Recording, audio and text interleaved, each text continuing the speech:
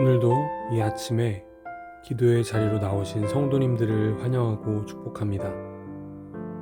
오늘 하나님께서 우리에게 주신 말씀은 히브리서 7장 1절부터 10절까지의 말씀입니다. 이 멜기세덱은 살렘 왕이요 지극히 높으신 하나님의 제사장이라. 여러 왕을 쳐서 죽이고 돌아오는 아브라함을 만나 복을 빈 자라. 아브라함이 모든 것의 10분의 1을 그에게 나누어 주니라. 그 이름을 해석하면 먼저는 의의 왕이요 그 다음은 살렘 왕이니 곧 평강의 왕이요. 아버지도 없고 어머니도 없고 족보도 없고 시작한 날도 없고 생명의 끝도 없어 하나님의 아들과 닮아서 항상 제사장으로 있느니라. 이 사람이 얼마나 높은가를 생각해 보라. 조상 아브라함도 노략물 중 10분의 1을 그에게 주었느니라. 레위의 아들들 가운데 제사장의 직분을 받은 자들은 율법을 따라 아브라함의 허리에서 난 자라도 자기 형제인 백성에게서 10분의 1을 취하라는 명령을 받았으나 레위 족보에 들지 아니한 멜기세덱은 아브라함에게서 10분의 1을 취하고 약속을 받은 그를 위하여 복을 빌었나니 논란의 여지 없이 낮은 자가 높은 자에게서 축복을 받느니라. 또 여기는 죽을 자들이 10분의 1을 받으나 저기는 산다고 증거를 얻은 자가 받았느니라. 또한 10분의 1을 받는 레위도 아브라함으로 말미암아 10분의 1을 바쳤다고 할 수 있나니 이는 멜기세덱이 아브라함을 만날 때에 레위는 이미 자기 조상의 허리에 있었음이라. 아멘. 우리는 계속해서 히브리서 말씀을 살펴보고 있습니다.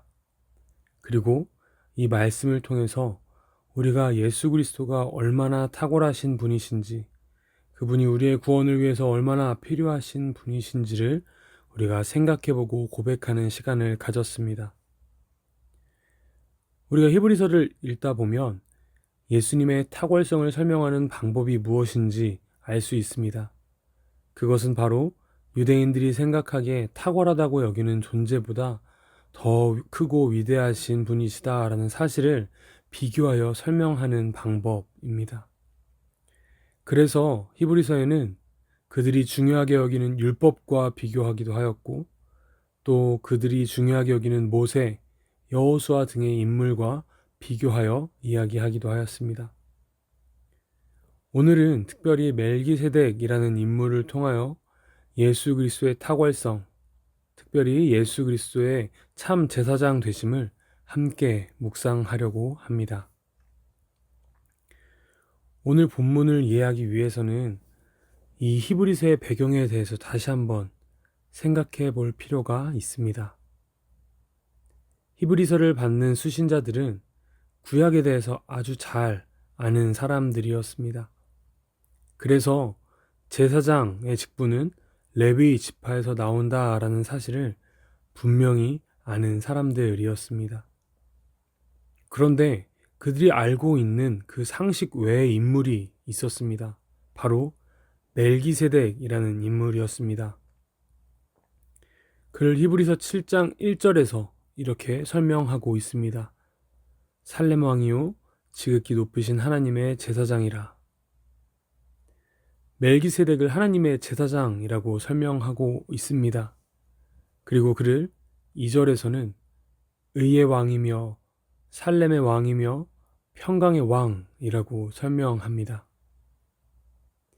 하지만 이 멜기세덱은 히브리인들이 그리고 당시 유대인들이 이해하기에 쉽지 않은 인물이었습니다. 성경 어디에도 이 멜기세덱에 대한 이야기는 많이 나오지 않을 뿐더러 오늘 본문 3절에 보면 아버지도 없고 어머니도 없고 족보도 없고 시작한 날도 없고 생명의 끝도 없어 하나님의 아들과 닮아서 항상 제사장으로 있느니라 라고 이야기를 하면서 아리송한 인물인 그 멜기세덱에 대한 이야기가 표현되어 있었기 때문입니다. 먼저 이야기했던 것처럼 구약에 의하면 제사장은 이스라엘 지파 중에 특별히 레위 지파에서만 나온 사람이어야 합니다. 하지만 멜기세덱은 그의 족보도 시작한 곳도 끝도 없는 사람으로 이야기가 되면서 그가 레위 지파에 속한 사람이 아니라고 설명을 합니다. 유대인들에 의하면 이 멜기세덱은 제사장이 될 수 없습니다. 레위 지파에 속한 사람이 아니기 때문입니다. 하지만 그들의 조상인 아브라함이 한 행동으로 인해 멜기세덱을 제사장으로 인정할 수밖에 없었습니다. 아브라함은 전쟁을 통하여 여러 왕들을 쳐서 죽였고 그 전리품을 가지고 돌아오는 길에 멜기세덱을 만났습니다. 그리고 멜기세덱은 그 돌아오는 아브라함에게 복을 빌었고 아브라함은 그러한 멜기세덱에게 10분의 1을 주었습니다. 우리가 이 10분의 1을 주었다라는 것을 생각해 볼 때 이것은 모든 것을 주는 것을 의미합니다. 하나님께 10분의 1을 드리는 것은 이 10분의 1만 하나님 것입니다. 나머지는 다 내 거예요 라는 것이 아니라 우리가 이 땅에 살아가면서 10분의 1을 하나님께 드리며 하나님 모든 것이 하나님께 속해 있음을 우리가 고백합니다 라는 우리의 믿음의 고백이 바로 10분의 1을 드리는 것입니다. 이것처럼 아브라함은 멜기세덱에게 자기의 전쟁의 그 전리품의 10분의 1, 모든 것의 10분의 1을 주었습니다. 자, 우리가 상식적으로 생각해 보았을 때 누가 누구에게 자신의 전리품의 10분의 1을 주며 누가 누구에게 축복을 할까요? 답은 명확합니다. 낮은 사람이 높은 사람에게 10분의 1을 주는 것이고 또한 높은 사람이 낮은 사람을 위하여 복을 빌어주는 것입니다. 아브라함과 멜기세덱의 모습도 이와 같습니다. 전쟁을 통하여 얻은 전리품의 10분의 1을 멜기세덱에게 나누어 줍니다. 이것을 통해서 우리가 생각해 봐야 하는 것이 있습니다. 도대체 멜기세덱이 누군지 그리고 멜기세덱과 예수 그리스도가 무슨 상관인지에 대한 것이죠. 아브라함은 이스라엘 민족의 조상입니다. 이 말은 다른 지파가 하나님께 드리는 10분의 1의 수확을 받으며 하나님을 예배하는 제사장 지파인 레위 지파도 아브라함의 후손이며 아브라함은 그러한 모든 민족의 조상이다라는 사실을 이야기하는 것입니다. 근데 그러한 제사장 지파의 조상인 아브라함이 멜기세덱에게 전리품의 10분의 1을 드리고 멜기세덱은 그러한 아브라함을 위하여 하나님께 복을 빕니다.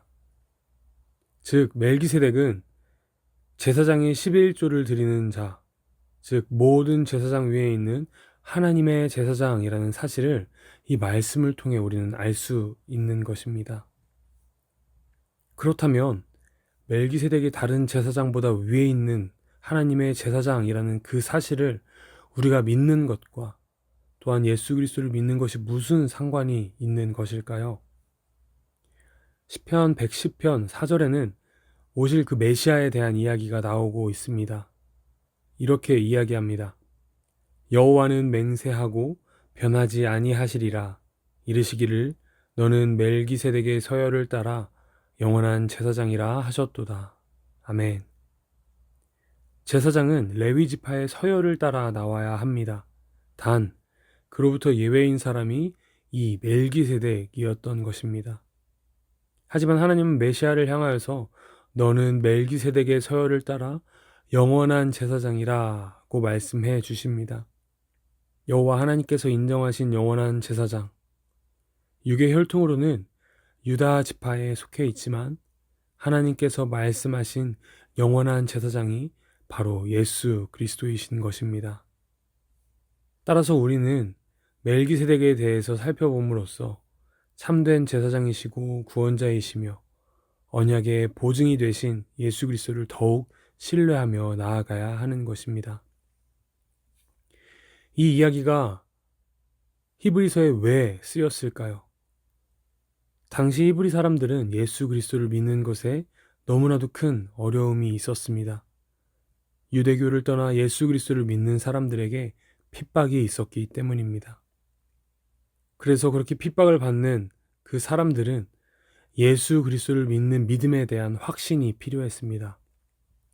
그들이 믿는 그 예수 그리스도가 누구신지, 자신의 목숨을 바쳐 믿어야 하는 분이신지에 대한 확신이 필요했던 것입니다.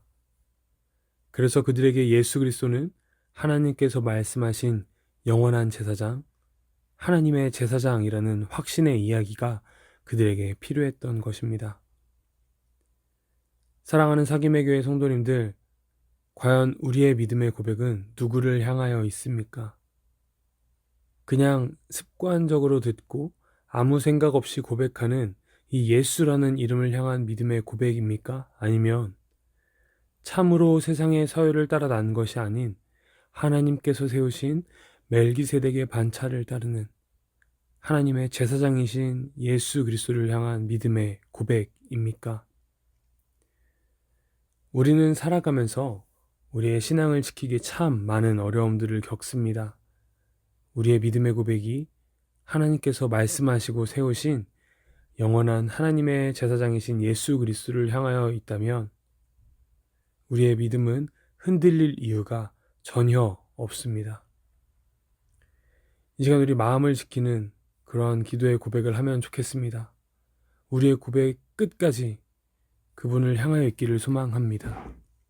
왜냐하면 그분은 절대 변함없으신 신실하신 하나님의 아들이시며 하나님의 제사장이기 때문입니다.